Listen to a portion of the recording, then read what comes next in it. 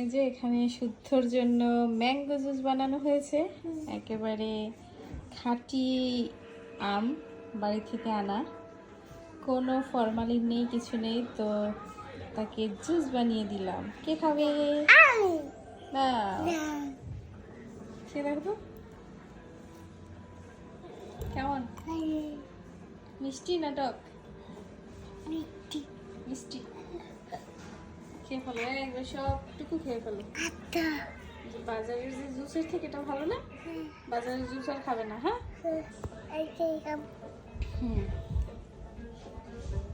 অনেক মজা, তাই না? ঝটপট খেয়ে ফেলো, একেবারে ঝটপট খেয়ে ফেলবো। খাও।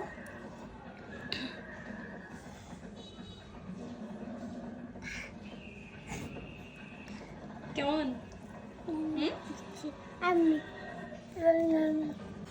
গুড